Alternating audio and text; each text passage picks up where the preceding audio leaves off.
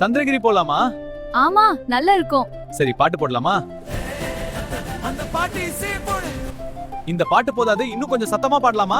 பாட்டு அரட்டை என மகிழ்ச்சியாக செல்லும் வேளையில் அடர்ந்த காட்டுப் பகுதியில் திடீரென கார் நின்று விடுகிறது. சரியாக செக் பண்ணாம காரை எடுத்தாயே. இல்ல, நான் பார்த்தேன், எல்லாம் சரியா இருந்துச்சு. இப்போ என்னடா இது? இந்த ரோட்ல நிக்க முடியாது, ஏதாவது பண்ணு. சரி விடுங்க, நான் போய் தங்குறதுக்கு ஏதேனும் இடம் இருக்கிறதான்னு பாத்துட்டு வரேன். இந்த காட்டுப் பகுதியில் ஒரு பழைய ஜமீன் பங்களா இருப்பதை பார்த்து இங்கே ஒரு பழைய பங்களா இருக்கிறது. இன்றிரவு அங்கே தங்கி விட்டு காலையில மெக்கானிக்கை தேடலாம். உள்ள போகாதீர்கள். உள்ள சென்றால் உயிர் பிழைக்க மாட்டீர்கள். இந்த பைத்தியக்காரிக்கு கவனம் கொடுக்காதீங்க, போகலாம். ஆனா அவ சொல்றது கொஞ்சம் பயமா இருக்கு. ஒண்ணுமே இல்ல, வாங்க உள்ள போகலாம். யார் இது? இந்த நேரத்தில் நீங்கள் இங்க என்ன பண்றீங்க? இது யார் இந்த நேரத்தில் இங்கே? நீங்கள் ஏன் இங்கே இருக்கிறீர்கள்? யார் நீங்கள்? என் இடத்திற்கே வந்து என்னை யார் என்று கேட்கிறீர்களா? இங்க எப்படி வந்தீர்கள்? நாங்கள் சங்ககிரிக்கு டூர் வந்தோம்.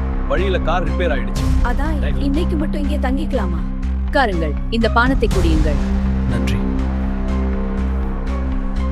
அங்கிருந்த கண்ணாடி வழியாக மூவரும் பேயை பார்த்துவிட்டு பயத்தில் எழுந்து நிற்கிறார்கள். உங்கள் நேரம் முடிந்தது. தயவு செய்து எங்களை விட்டுவிடு. ஐயோ, நிலாவும் ஆகாஷும். விக்ரம் மட்டும் தப்பித்து உயிரை கையில் பிடித்துக் கொண்டு காட்டு பாதையில் ஓடுகிறார். என் மகனும் இப்படிதான் உள்ள போய் வரவில்லை. நானும் இறந்த ஆவியாக தான் உங்களை எச்சரித்தேன். நீங்கள் கேட்டீங்க. விக்ரம் அதிர்ச்சியில் உறைந்து நிற்க பேய் அவனையும் கொள்கிறது.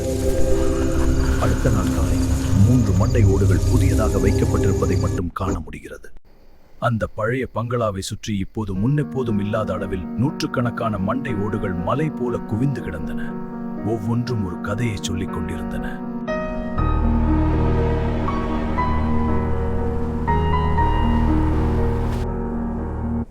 காப்பாத்த போறியா கிழட்டு பொம்மாய்?